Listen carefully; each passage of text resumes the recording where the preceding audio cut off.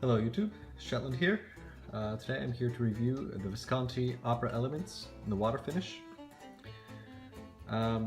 This pen originally came out with an 18 karat nib, and that's the version of the pen that I have.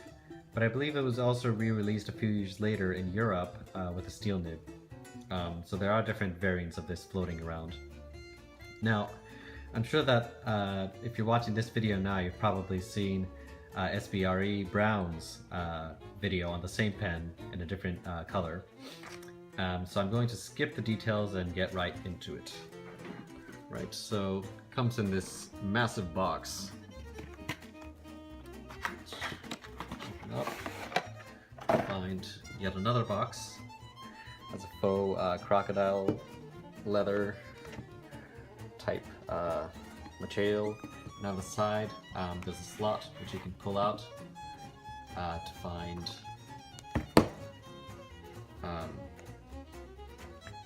some photos of their other pens, the history of the brand, etc.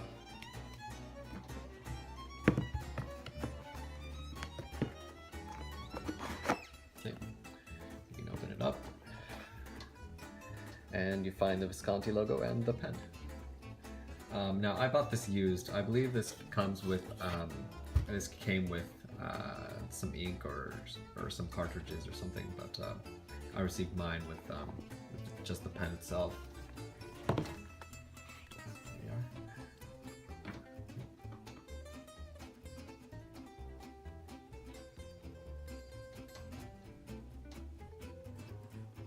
Most of you have probably seen Visconti pens before, and you see the iconic clip with Visconti on it with it's white enamel in the background. You see here it says Opera. The pen is faceted, and it has, in addition to the stripes, you see flecks of white, sort of resembles the. I reviewed a pen a couple weeks ago made of Conway Stewart acrylic, somewhat reminiscent of that. See the white flecks.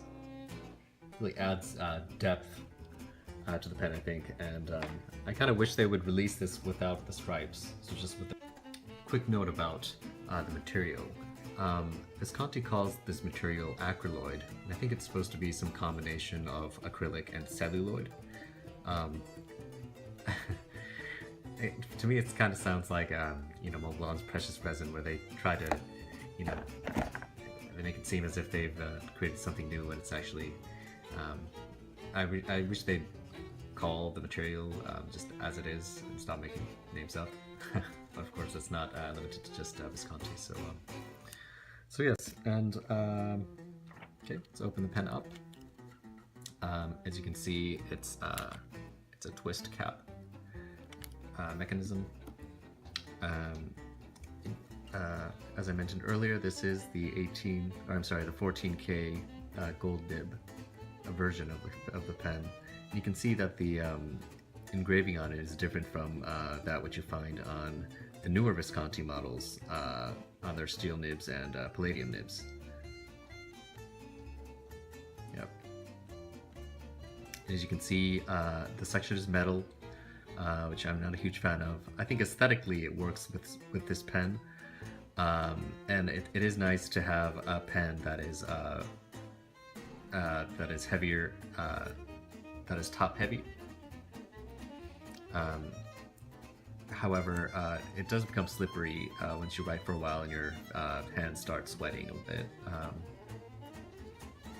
Yes, and the feed is pretty standard. You open it up. And these threads are extremely smooth. I don't know if it's because of this acryloid on metal, or I'm not sure what the deal is there, but it's extremely smooth. And you open it up to find the Visconti, the proprietary cartridge converter. It holds a lot more ink than say Sailor or some of the other Japanese brands.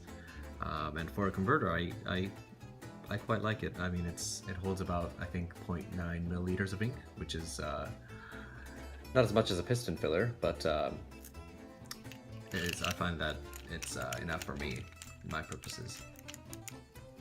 One thing which Matt Armstrong mentioned in his review of the opera, and S.B.R.E. Brown in his review of the opera elements, is that the converter, the barrel is I think a little bit too maybe narrow, so that when you're riding with it, you can sometimes hear the converter hitting the inside of the barrel. I found that to be an issue as well. I mean, it's not a significant issue, but it is kind of annoying when you're riding for longer periods and you hear this, you know. Yes, so without further ado, let's move to the riding sample. Today, I'm using paper by Oxford. Bought this in England. Yeah, it's 90 GSM paper, and it's loose leaf, 3 holes. I like it. I think it's a very good quality paper, especially at its price. Okay.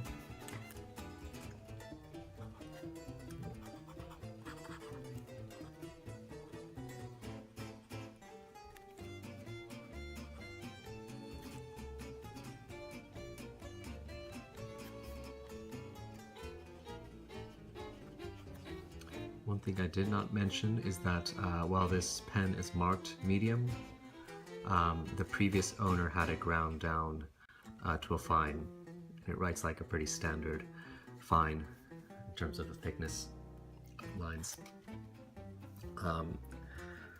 I bought this from someone I didn't know on Fountain Pen Network. I posted saying that I was looking for an opera elements, preferably in the water finish. And someone contacted me, and I ended up buying it from him. I would just say be careful when you're buying online, especially secondhand, because when I got this pen, the cap had a crack in it, and I had to send it to Coles of London, who is the distributor for Visconti in the US, for repair, and it does cost money to do that, and time. I ended up getting this pen back after a couple of months. Coles of London is very friendly. They were able to fix everything, and I think their costs are pretty reasonable, but of course, you know, you would ideally not have to do that, and so yes.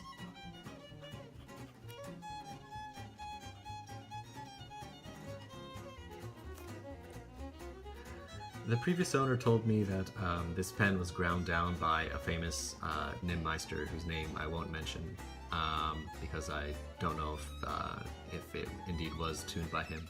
I have to say there is a significant amount of feedback. I would like it to be a little bit smoother, and the ink flow, I feel, is a little bit dry for me. And of course, some of the scratchiness, the unpleasant feedback comes from the fact that it is now a fine nib. But yeah, so I think I'll, next time I go to Japan, I think I'll have this tuned by my favorite nibmeister, Shishikura-san. Shishikura-san, who often does pen clinics all over Japan. And I've had 3 or 4 of my pens tuned by her, and they end up becoming very nice writers. Okay. As for the ink, I'm using a custom ink that I ordered from Tecker Inks.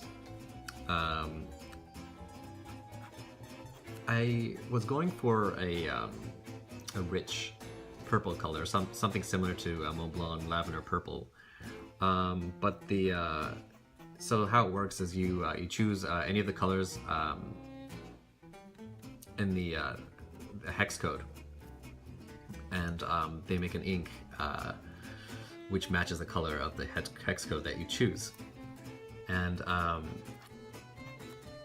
mine turned out to be more of a gray. I mean, if there's a specific color that you really want to reproduce that you can find on the hex code for, I think it's a good. I think it's an interesting concept. But of course, some of the other ink characteristics you cannot specify. The only thing you can specify is the color.